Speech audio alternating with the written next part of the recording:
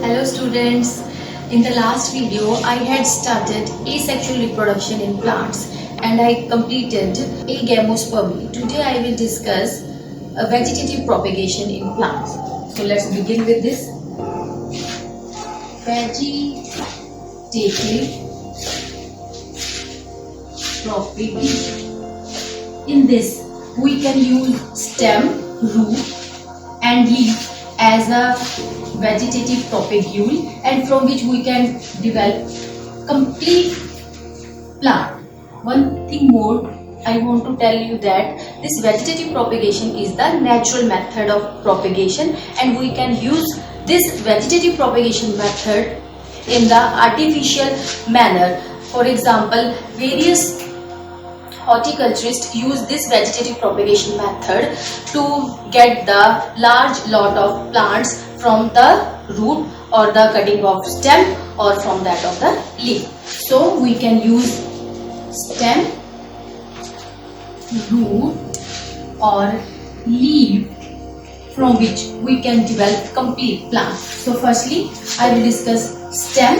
Under this first example is the runners, in which the stem portion can be used to develop into the complete plant. Under runners, the first example is the cynodon, which is also known as dugras. How they develop, how they undergo vegetative propagation in this is known as, this is the simple dugras. This is the structure, and in this case horizontal branch which contains nodes and internodes develop from the parent plant, and it touches the ground here and it develops into the complete new plant. Similarly, when this node touches the ground, again it develops into the complete new grass plant. And the second example under runner is the offset.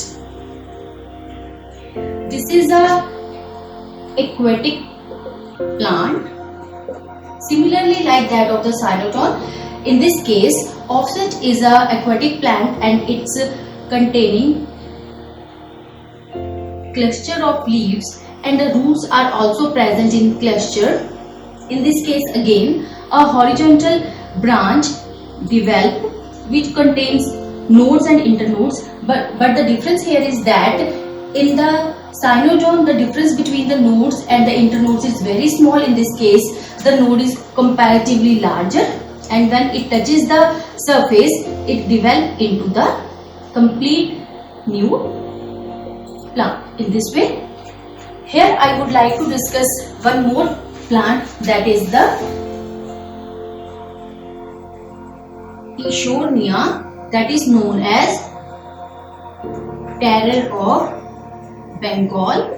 As Ischornia, it looks very beautiful. It is not the Indian variety of plant, it is the exotic plant. That means we bring it from the other country, but it looks very beautiful. Due to its ornamental value, we bring it from the other country and start growing in the pond. But due to its degenerative property, it grows very speedily and it covers all the aquatic life. As a result of this, it becomes a very trouble or become dangerous for the other aquatic life. So it is also known as terror of Bengal. So after runner, the second plants which can be used as a stem propagation is this is A part, second is the tubers, and the example of tubers is potato. As we know, potato is an underground stem, and potato contains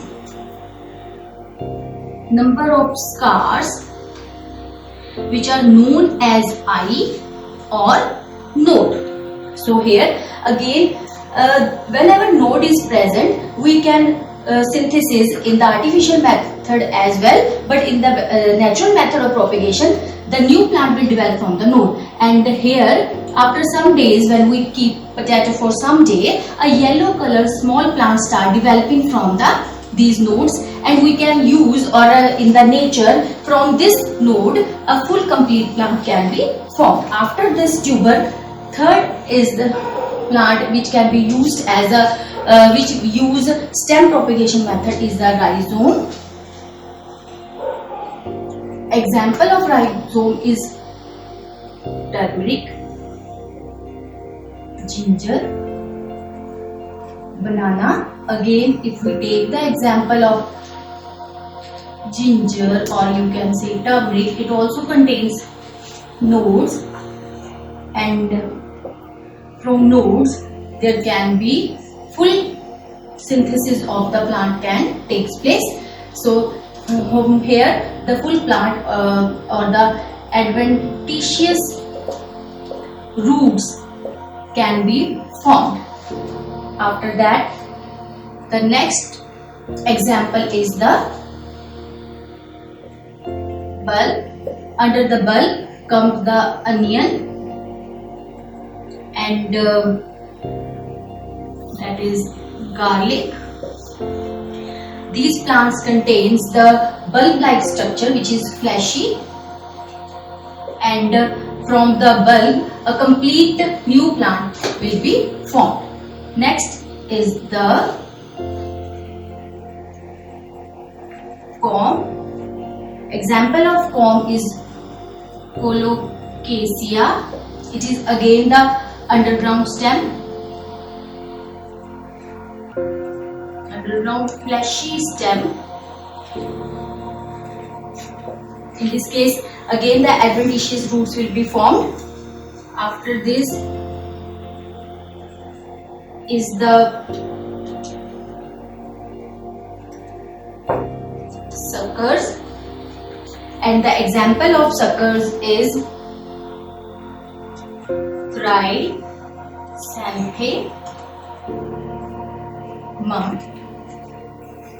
In chrysanthemum, for example, this is the structure. The branch which develop, that is below the ground.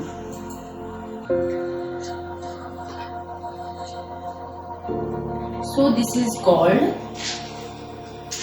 sucker. And next is the stolon. In this case, the plant grow. In this case, the branch which bears nodes and internodes, it develops like a loop. This is the loop-like structure, and above the ground. And the example of stolon is straw bale. So there are three types of branches which I have discussed. One is the runner, second is the sucker, third one is the stolon. How they are different from each other? In the case of runner, the branch which develops parallel to the ground, it is exactly parallel with that of the ground. And in the case of sucker, the branch which bears nodes, it develops below the ground. And third is the stolon, in which the branch which develops, it form a loop-like structure, and the example for stolon is the strawberry. Next is the root, which can be used, which undergo as a vegetative propagation part. Here I will discuss two examples. One is the Dalbergia siso. This is known as a shisham, and the wood of this tree is good for furniture. And another example in which root act as a vegetative propagule is the sweet potato, that is Iomia batata. In the case of both these plants, these are the root portion which we use, and the root bears radical bud. This is the radical bud, and which can develop into the complete plant.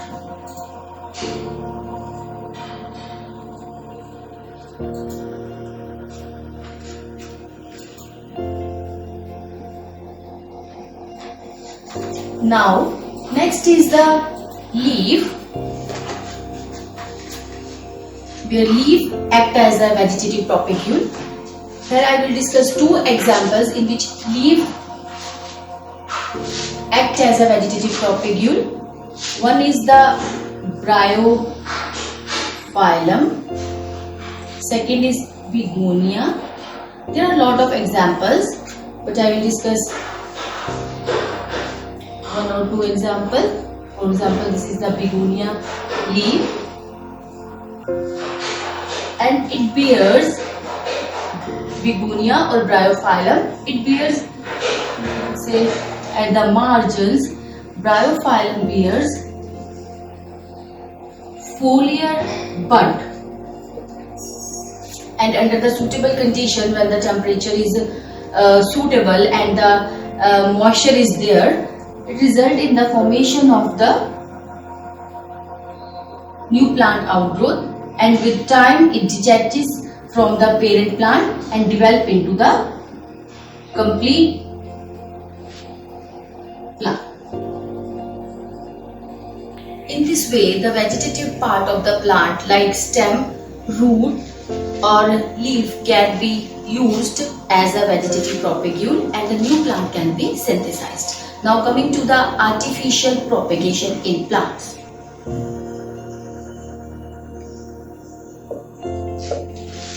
Artificial propagation.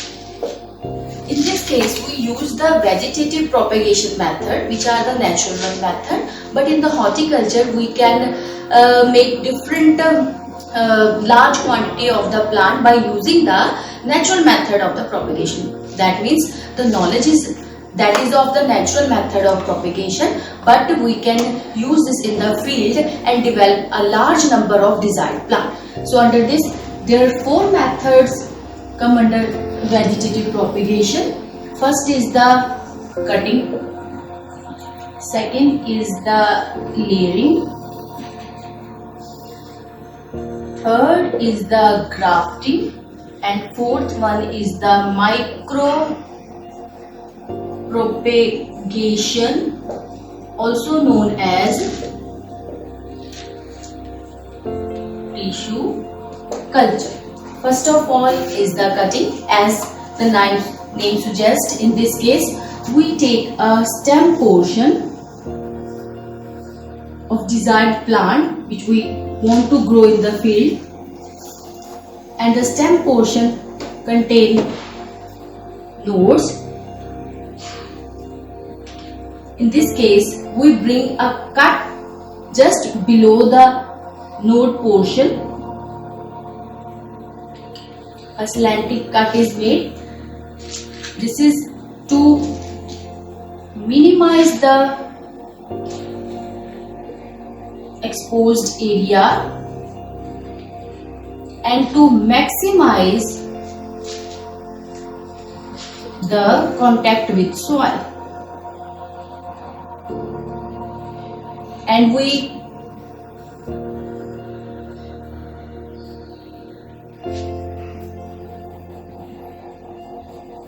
then buried this, or you can say put this cut stem which contains the node portion into the soil, and within few days adventitious roots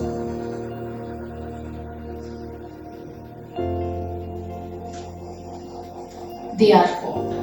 Or in other case, when we make a cut in the stem below the node portion, we keep this cut stem in the auxin. Auxin is the phytohormone in the plants which bring root formation. So after few days or within some days, there is a result in the formation of the roots. Along with this, roots can also be formed at the node portion. So in this way, we can use this method in the field. Now coming to the layering, and there are a lot of examples in which cutting method can be used. For example, sugarcane, banana. There are a lot of examples. Now coming to the layering, two type of layering is possible. One is the ground layering. Second one is the air layering. In the layering process, we develop the plant parallel to that of the ground. But in this case, in the air layering, we use the intact plant in the field and make a cut in the one of its branch. Firstly, I will discuss air layering. It is also known as goot or guti. In this case, we take one of the branch and remove its outer dead portion. We have removed the outer dead portion, which is hard, and mostly air layering method is done in the plants with the rigid stem, whose stem is not very soft, and the example is guava and mango. In this case, we expose the inner soft portion, which is living. After that, we cover it with the soil, and after that apply mosses and funaria. Mosses and funaria protect this portion from getting dry and keep this portion moist, and after some time, within few days, result in the formation of the roots takes place, and we make a cut in this new plant and grow this plant into the soil. In this way, the new plant gets synthesized. This method of layering is done with the plants whose stem is comparatively hard, but compared to this, ground layering is performed with the plants whose stem is comparatively weak. Example is jasmine. In this case, we use the vegetative propagation method, bend the stem which contains nodes and press it under the soil. This is the soil portion. We make it bend and cover the soil. As a result of this, it results in the formation of the new plant. So this is the layering method. Now coming to the grafting. All the method which we have used till now, they use only single type of plant. But in the grafting method, we can mix two different plants and can get the desired plant. For example, there are two breeds of mango. One is the Desi mango. This is with good, or you can say strong root system, but the fruit is not of so good quality. For this, we take second plant of mango, that is the Dussehra, and which is of good fruit value with the pulpy property. In this case, we use the root portion of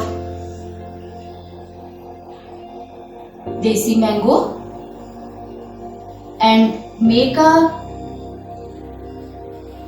vertical or a slanting cut. The plant whose root portion is taken is known as the stalk root. of desi mango plant, and the stem portion with nodes is taken of that of the Drosera mango with good fruit value.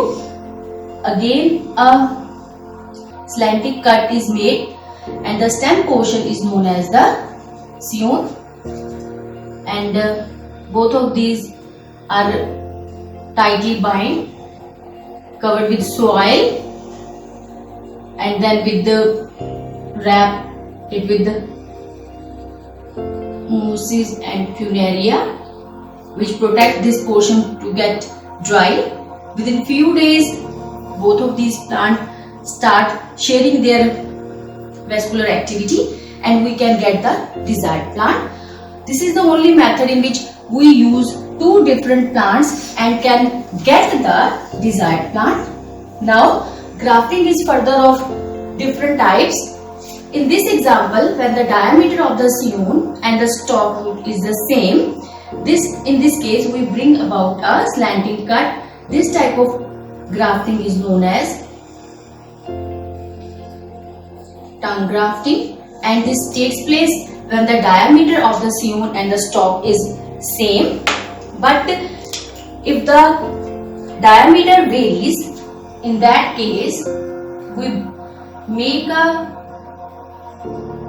in this case we make a V-shaped cut in that of the stalk root, and in this case